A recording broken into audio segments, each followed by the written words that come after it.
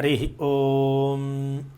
శ్రీలక్ష్మీవల్లభారంభాం విఖనో మునిమధ్యమాం అస్మదాచార్యపర్యంతాం వందే గురుపరంపరాం.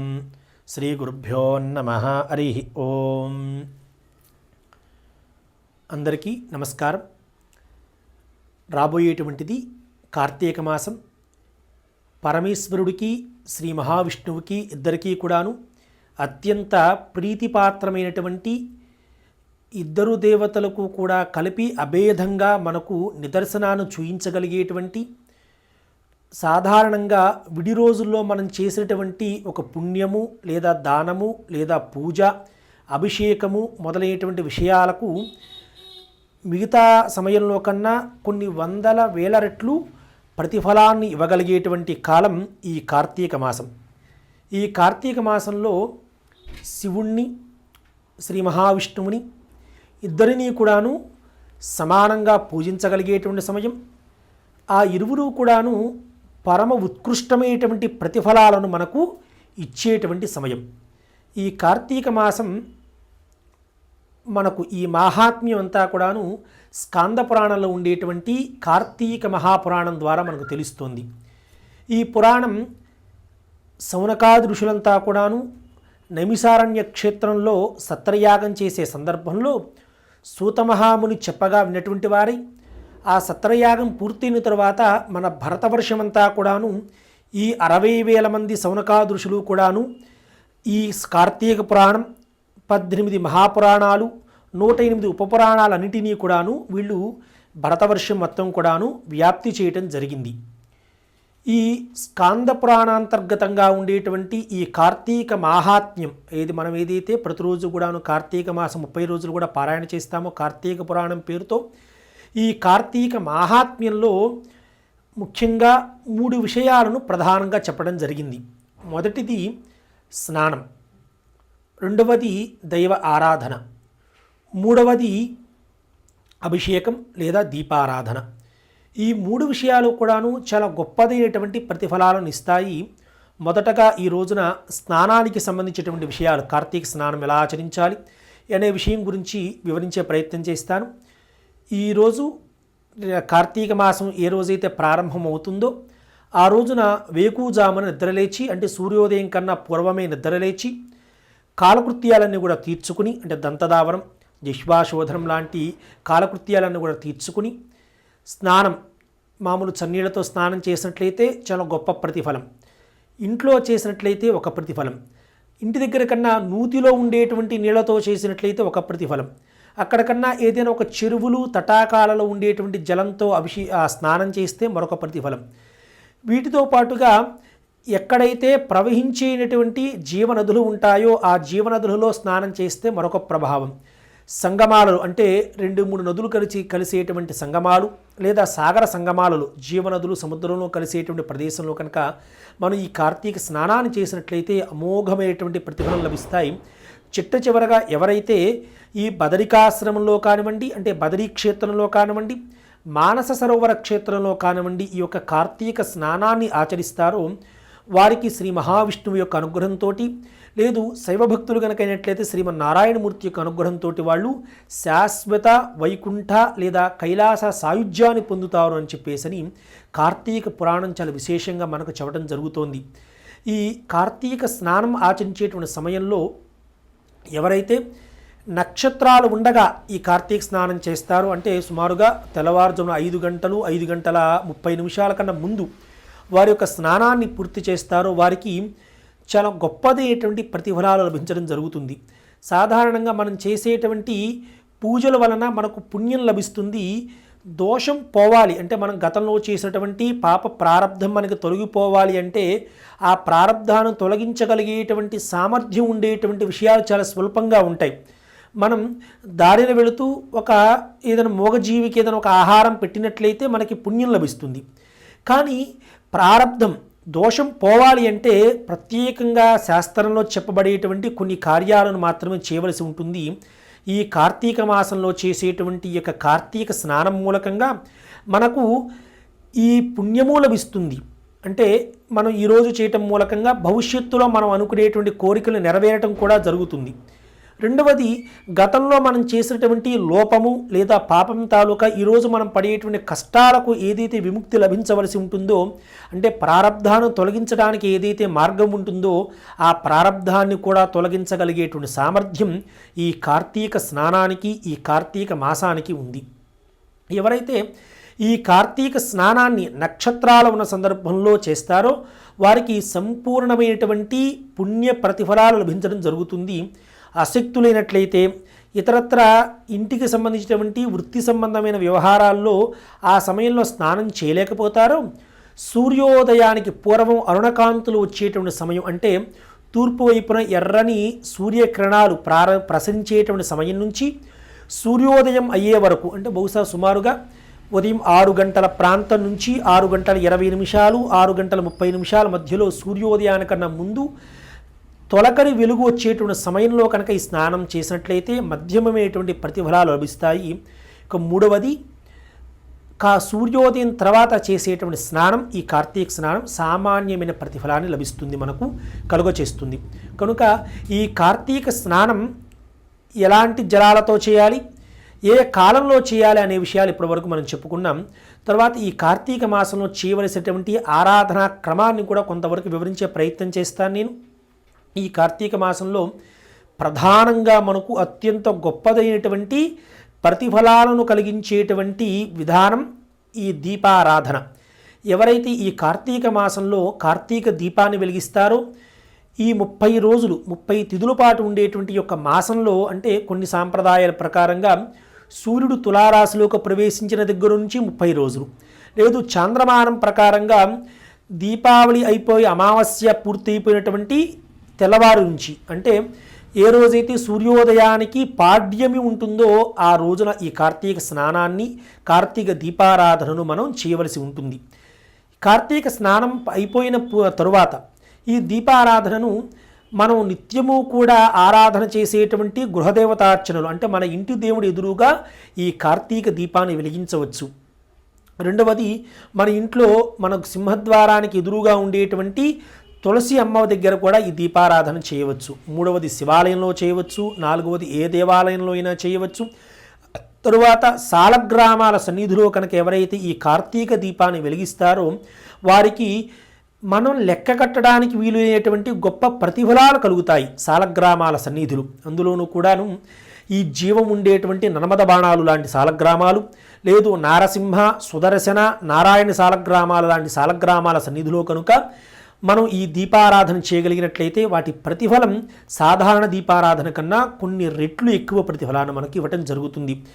ఈ సాలగ్రామం, మన దగ్గర ఉండేటువంటి సాలగ్రామాలు ఏ సాలగ్రామం అనేటువంటిది, అందులో ఆ సాలగ్రామానికి జీవం ఉన్నదా లేదు మామూలుగా ఉండేటువంటి సాలగ్రామం అనే విషయం తెలుసుకోవాలంటే మీ దగ్గరలో ఉండేటువంటి పండితులను కనుక ఎవరైనా సంపాదించినట్లయితే వారు మీకు వివరంగా తెలియచేస్తారు. సాధారణంగా సాలగ్రామాలు ఇళ్లలో ఉంచి ఆరాధన చేసేటువంటి ఆనవాయితీ మనకు లేదు కాబట్టి, దేవాలయాలలోని సాలగ్రామాలు ఉంటాయి కాబట్టి దేవాలయాలలో సాలగ్రామ సన్నిధిలో ముఖ్యంగా నిత్యము కూడా ఆరాధన జరిగేటువంటి దేవాలయాలు, ధ్వజస్తంభం ఉన్నటువంటి దేవాలయాలు, తర్వాత బ్రహ్మోత్సవం లాంటి ఉత్సవాలు జరిగేటువంటి దేవాలయాలు, లేదు ఆఖరిగా సాలగ్రామం ఉండేటువంటి దేవాలయంలో కూడా ఈ కార్తీక దీపారాధన కనుక చేసినట్లయితే ఆ దీపారాధన ప్రతిఫలం చాలా ఉత్కృష్టమైనటువంటిదిగా ఉంటుంది. తర్వాత దేవాలయాల కన్నా ఇంకా ఎక్కువ ప్రతిఫలం మనకు కలగాలి అన్నట్లయితే నదీ తీరంలో కనుక చేసినట్లయితే ఈ దేవాలయంలో చేసినటువంటి దీపారాధన ప్రతిఫలం కన్నా ఎక్కువ ప్రతిఫలాలు కలుగుతాయి. అన్నిటికన్నా ఈ కార్తీక మాసంలో చేసేటువంటి దీపారాధనకు ఎక్కువ ప్రతిఫలం మనకు కలగాలి అన్నట్లయితే మనకు పంచవృక్షాలు అని చెప్పి 5 చెట్లు ఉన్నాయి. మర్రి, రావి, మేడి, తర్వాత ఉసిరి, తర్వాత బిల్వ వృక్షం. ఈ 5 చెట్లు కూడాను ఒక విశేషం ఏమిటయా అంటే ఈ 5 చెట్లకు కూడాను ఫలాలు ఉంటాయి కానివ్వండి, పుష్పాలు ఉండవు. ఏ చెట్టుకైతే పుష్పం లేకుండా కాయలు ఉంటాయో ఆ చెట్లు దేవతా వృక్షాలు. ఆ వృక్షాల సన్నిధిలో కనుక దీపారాధన చేసినట్లయితే అత్యంత గొప్పదైనటువంటి ప్రతిఫలం మనకు లభిస్తుంది. అందువలనే మనకు కార్తీక మాసంలో ఒక ఆనవాయితీ ఏమిటయ్యా అంటే ఉసిరి చెట్టు కింద మనం దీపారాధన చేస్తాం. ఎవరైతే ఈ ఉసిరి చెట్టు కింద దీపారాధన చేస్తారో అంటే పుష్పాలు లేకుండా ఫలాలు మాత్రమే ఉండేటువంటి వృక్షమైనటువంటి ఈ ఉసిరి చెట్టు కింద దీపారాధన అనంతమైనటువంటి ప్రతిఫలాలను మనకు లభిస్తుంది. ఇలాంటి ఈ దేవతా వృక్షాలు ప్రవహించే నదీ తీరంలో ఉన్నా కానివ్వండి, లేదు శివాలయంలో ఉన్నా కానివ్వండి, లేదు దత్తాత్రేయ స్వామివారి దేవాలయంలో ఉన్నా కానివ్వండి, లేదు విష్ణువాలయంలో ఉండేటువంటి రావి చెట్టు, ఉసిరి చెట్టు, ఇలాంటి వృక్షాల సన్నిధిలో కనుక మనం దీపారాధన చేసినట్లయితే ఈ దీపారాధన వలన వచ్చేటువంటి ప్రతిఫలాన్ని మనం చెవటానికి కొద్దిగా ఎక్కువ లెక్క కట్టవలసి ఉంటుంది. కాబట్టి ఈ దీపారాధన వలన ఈ కార్తీక మాసంలో మనం పొందవలసినటువంటి ప్రతిఫలాలను సంపూర్ణంగా పొందుదాం. మనందరం కూడాను ఈ దీపారాధన చేయటం, ఈ దీపదానం చేయటం వలన కలిగేటువంటి ప్రతిఫలాలను పొందటం ద్వారా మన జీవితంలో ఉండేటువంటి అరిష్టాలను తొలగించుకోగలుగుతాం, పుణ్యాలను ఆర్జించగలుగుతాం, పెద్దల యొక్క, గురువుల యొక్క, పితృదేవతల యొక్క రుణాన్ని కూడా మనం తీర్చుకోగలుగుతాం. ఇది కార్తీక మాసంలో ఉండేటువంటి దీపారాధన యొక్క మాహాత్మ్యం. తరువాత ఈ కార్తీక మాసంలో అత్యంత ఉత్కృష్టమైనటువంటి విషయం ఏమిటయా అంటే దానం చేయటం అనేటువంటిది చాలా గొప్ప విషయం. ఈ దానం ఎలా ఉండాలయ్యా అంటే మనకు సాధారణంగా శాస్త్రంలో 16 రకాల దానాలు, మరొక సందర్భంలో 11 రకాల దానాలు, ఇంకా అన్ని రకాలైనటువంటి పురాణాలు మొత్తం జాగ్రత్తగా మనం విశ్లేషించగలిగితే సుమారుగా 62 రకాల వస్తువులను మనం దానం చేయడానికి అవకాశం కల్పించింది శాస్త్రం మనకు. దాంట్లో మనం సాధారణంగా ఏదైనా ఇంట్లో కానివ్వండి, మనకు వ్యక్తిగతంగా కానివ్వండి, ఏదైనా కష్టం ఉన్నట్లయితే మనం గోధుమలని, నువ్వులని, బియ్యమని, మినుములని ఇలాంటి నవగ్రహ దానాలు చేస్తూ ఉంటాం. ఆ దానాల మూలకంగా మనం గతంలో చేసేటువంటి ప్రారంభం వలన వచ్చేటువంటి కష్టాన్ని తొలగించుకోవటం కోసం ఆ దాన పుణ్యఫలాలు మనకు లాభిస్తాయి. కానీ ఈ కార్తీక మాసంలో చేసేటువంటి ఈ దానాల మూలకంగా మనకు గతంలో చేసేటువంటి ప్రారంధాన్ని తొలగించుకోవటం కోసం మనకు ఉపకరిస్తాయి. తర్వాత ఆగామి కాలంలో అంటే మనం భవిష్యత్తులో ఈరోజు చేసేటువంటి పుణ్యం మూలకంగా భవిష్యత్తులో కూడా రాబోయేటువంటి సమస్యలను కూడా మనం తొలగించుకోవడం కోసం ఈ కార్తీక మాసంలో ఉండేటువంటి దానాలు మనకు చాలా ఉత్కృష్టమైనటువంటి ప్రతిఫలాలను కలుగు చేస్తాయి. ముఖ్యంగా ఈ కార్తీక మాసంలో దీపదానం అనేటువంటిది చాలా ముఖ్యమైనటువంటి విషయం. శక్తి ఉన్నట్లయితే, మనకు అవకాశం ఉన్నట్లయితే, ధనం గురించినటువంటి బాధ మనకు లేనట్లయితే వెండి ప్రమిదలో బంగారు ఒత్తికి ఈ నూలు ఒత్తిని కలిపి దాంట్లో ఆవు నెయ్యి లేదా మంచి తైలాన్ని ఉంచి ఈ దీపదానం చేయటం అనేటువంటిది చాలా మంచి విషయం. చక్కగా ఒక మంచి ధాన్యం, ఇస్తరాకులో ధాన్యం తీసుకుని, ఒక పాత్రలో ధాన్యం తీసుకుని, అంటే బియ్యము లేదా వడ్లు తీసుకుని, దానిపైన తమలపాకులు ఉంచి, దానిపైన ఒక ఉసిరికాయ, లేదనుకుంటే ఈ వెండి ప్రమిదలో బంగారు ఒత్తిని ఉంచి దానిని ఒక మంచి గోత్రోద్భవుడైనటువంటి ఒక అయ్యగారికి, ఒక పంతులు గారికి, ఒక బ్రాహ్మణోత్తముడికి ఇవ్వడం ద్వారా మనం గొప్ప ప్రతిఫలాలను పొందవచ్చు. అలా కాకుండా మనకు అంత శక్తి లేకపోయినట్లయితే మామూలుగా ఒక బియ్యపిండి లేదా గోధుమ పిండిని తీసుకుని దాంట్లో ఆవు నెయ్యి లేదా తైలాన్ని ఉంచి దాంట్లో ఒత్తిని వెలిగించి ఆ దీపాన్ని కూడా మనం దానం చేయటం ద్వారా గొప్ప ప్రతిఫలాలను పొందవచ్చు. ఎప్పుడూ కూడాను మన హిందూ ధర్మంలో, మన సంస్కృతిలో వస్తువుకి ప్రాధాన్యత చాలా అల్పంగా మాత్రమే ఉంటుంది. అంటే ఎవరైతే వెండి వస్తువుని వెండి ప్రమిదలో బంగారు ఒత్తిని వేసి దీపారాధన దానం చేస్తారో వాళ్ళకు వచ్చేటువంటి ప్రతిఫలానికి, రెండవది పిండితో తయారు చేసేటువంటి ఈ దీపదానానికి వచ్చేటువంటి ప్రతిఫలంలో పెద్ద తేడా ఉండదు, వస్తువుకు సంబంధించేటువంటి ప్రతిఫలం తప్పిస్తే. మన శ్రద్ధ మనకు అఖండమైనటువంటి ప్రతిఫలాలను ఇస్తుంది. తర్వాత ఈ దీపదానంతో పాటుగా స్వయంపాక దానం కూడా ఖచ్చితంగా ఇవ్వవలసి ఉంటుంది. తర్వాత మిగిలినటువంటి దానాల విషయానికి వస్తే కార్తీక దీపదానం తర్వాత అంత గొప్ప దానం సాలగ్రామ దానం. ఈ సాలగ్రామ దానం ఈ సాధారణంగా మనకు చెక్కినటువంటివి తయారు చేసినటువంటి కాకుండా శివుడికి సంబంధించినటువంటి సాలగ్రామాలు నర్మదా నదిలో దొరుకుతాయి. వాటిని నర్మద బాణాలు అని చెప్పేసి అంటాం. గతంలో మనం చెప్పుకున్నాం జీవం ఉండేటువంటి సాలగ్రామము అని చెప్పేసి. ఆ జీవం ఉండే సాలగ్రామాన్ని మనం ఎలా కనుక్కోవాలి అన్నట్లయితే సాలగ్రామాన్ని మనం జాగ్రత్తగా తెచ్చుకుని 2 నాణాల మధ్యలో కనుక ఆ సాలగ్రామాన్ని నిలువుగా ఉంచినట్లయితే ఆ సాలగ్రామం దానంతటా అదుగా, అంటే స్వయంగా, అంటే మన ప్రమేయం లేకుండా ఆ సాలగ్రామం సవ్యంగా, అంటే క్లాక్ వైజ్గా కనుక తిరిగినట్లయితే ఆ సాలగ్రామం జీవం ఉండేటువంటి సాలగ్రామంగా మనం చెప్పుకోవడం జరుగుతుంది. ఇక విష్ణు సాలగ్రామాలకు వచ్చినట్లయితే సాలగ్రామం చక్కగా రకరకాల ఆకారాల్లో ఉండి దాని లోపల రంధ్రాలు ఉండి ఆ రంధ్రాల లోపల సుదర్శనం లాంటి చక్రాలు ఏ సాలగ్రామానికైతే ఉంటాయో ఆ సాలగ్రామాన్ని విష్ణు సాలగ్రామాలుగా, సుదర్శన సాలగ్రామాలుగా, నారాయణ సాలగ్రామాలుగా, ఇంకా నారసింహ సాలగ్రామాలుగా విభజించి చెప్పడం జరుగుతుంది. ఆ సాలగ్రామం అటు నర్మద బాణాలు అంటే శివ సంబంధమైన సాలగ్రామం కానివ్వండి, ఇటు సుదర్శనం లాంటి విష్ణు సంబంధమైనటువంటి సాలగ్రామాలు ఏ సాలగ్రామాన్ని అయినా మనం దానం చేయవచ్చు. ఎవరైతే నిత్య ఆరాధన చేసుకోవటానికి అవకాశం ఉండేటువంటి బ్రాహ్మణునికి ఈ యొక్క సాలగ్రామం దానివ్వటం మూలకంగా ఆ బ్రాహ్మణుడు తన జీవితంలో ఎంతకాలమైతే ఈ సాలగ్రామానికి ఆయన స్వయంగా అర్చన చేసుకుంటూ ఉంటాడో, ఆయన ఇంట్లోనో దేవాలయంలోనో పూజ చేసుకుంటూ ఉంటారో అంతకాలం పాటు, అంటే సాధారణంగా సాలగ్రామం అది పాడైపోయేటువంటి వస్తువు కాదు, కొన్ని తరాల పాటు నిరంతరంగా నిరాటంకంగా ఈ యొక్క అర్చన జరిగేటువంటి వ్యక్తికి ప్రదేశంలో మనం సాలగ్రామం చేసినట్లయితే ఆ సాలగ్రామ అర్చన జరిగినంత కాలం కూడాను అర్చనలో 10వ వంతు ఎవరైతే ఈ యొక్క సాలగ్రామ దానం చేశారో వాళ్ళకి లభించడం జరుగుతుంది. తరువాత సాలగ్రామ దానం తర్వాత సువర్ణదానం అంటే బంగారము, వెండి, అందువలనే మనం వెండి ప్రమిదిలో బంగారు ఒత్తి అని చెప్పేసి అంటాం మనం. అంటే దీపదాన ప్రతిఫలంతో పాటుగా సువర్ణము, వెండి ఈ రెండింటి దానం చేసిన ప్రతిఫలం కూడా మనకు కలగాలి అన్నట్లయితే ఈ యొక్క వెండి ప్రమిదితో ఉన్నటువంటి బంగారు ఒత్తితో కూడినటువంటి సాలగ్రామాన్ని ఈ దీపాన దానం చేసినట్లయితే మనకు దీపదాన ప్రతిఫలంతో పాటుగా సువర్ణ రజత దాన ప్రతిఫలం కూడా మనకు కలుగుతుంది. తర్వాత ధాన్య దానాలు మంచి ప్రతిఫలాన్ని ఇచ్చేటువంటి విషయాలు. ధాన్య దానాలంటే మనం వాడుకునేటువంటి బియ్యము, గోధుమలు, మినుములు, కందులు ఇలాంటి ధాన్యం కూడా మనం చక్కగా దానం చేయవచ్చు ఈ కార్తీక మాసంలో ప్రతిఫలాల కోసం. ఇంకా విశేషమైనటువంటి దానాల్లోకి వచ్చినట్లయితే ఈ కార్తీక మాసం మనిషి ఎవరైతే జీవించున్నంతకాలం కూడా ప్రతిఫలాన్ని ఇస్తూ మరణించిన తర్వాత వైతరణి నదిని దాటడం కోసం మనకి ఏవైతే సాధనాలు అవసరమవుతాయో ఆ సాధనాలలో ముఖ్యమైనటువంటి విషయం గోదానం. ఎవరైతే ఈ యొక్క కార్తీక మాసంలో వత్స సహితంగా అంటే దూడతో కలిసి ఉండేటువంటి గోదానాన్ని చేస్తారో వారు మరణించిన తర్వాత నరకంలోకి ప్రవేశించేయటానికి ముందుగా ఉండేటువంటి ఈ వైతరణి నదిని దాటడం కోసం అవసరమైనటువంటి సాధనంగా ఎటువంటి క్లేశము బాధ లేకుండా ఈ వైతరణి నదిని దాటడం కోసం ఈ గోదాన పుణ్యం అనేటువంటిది మనకు ఉపకరిస్తూ ఉంటుంది. ఇంకా ముఖ్యంగా చెప్పాలంటే ఎవరైతే ఈ గోదానం చేస్తారో వారు ఆ గోవా తోకను పట్టుకుని వైతరణి నదిని దాటడం జరుగుతుంది అని చెప్పేసి మనకు పెద్దలంతా కూడా చెప్తూ ఉంటారు ఈ గోదానం చేయటం. ఎందుకంటే గోదానం చేయటం అనేటువంటిది చాలా కష్టంతో కూడుకున్నటువంటి పని, ప్రయాసతో వ్యయంతో కూడా కూడుకున్న పని కాబట్టి మనం గోదానం చేయటం చాలా అరుదుగా మాత్రమే జరుగుతూ ఉంటుంది.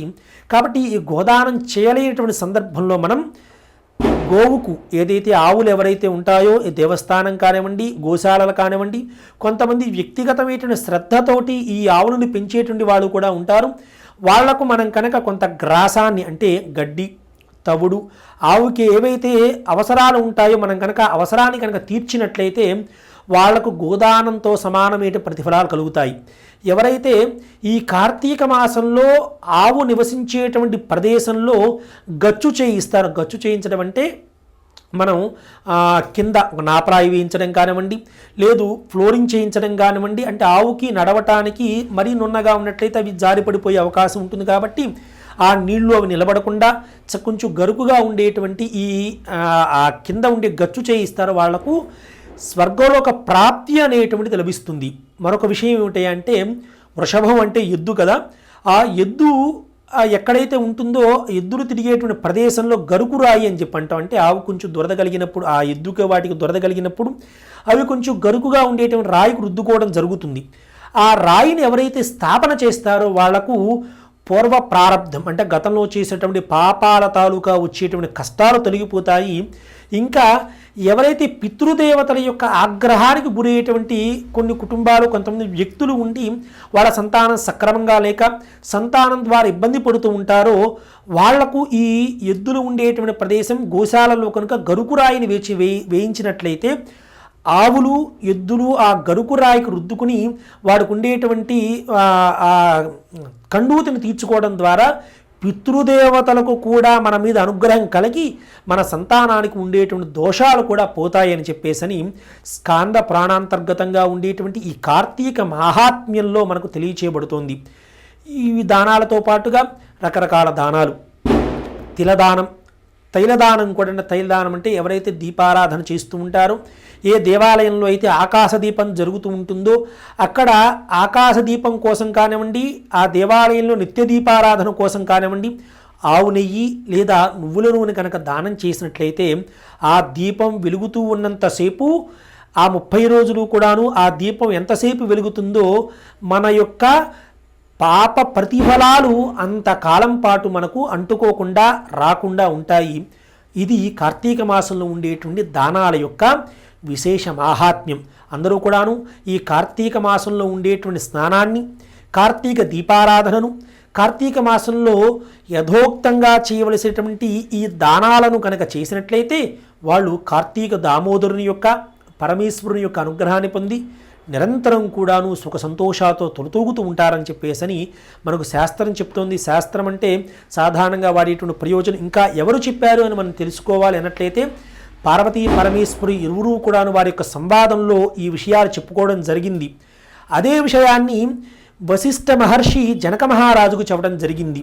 అదే విషయాన్ని ఈ నైమిసారణ్య క్షేత్రంలో సూత మహర్షి 60,000 మంది సౌనకాదృషులకు చెప్పడం జరిగింది.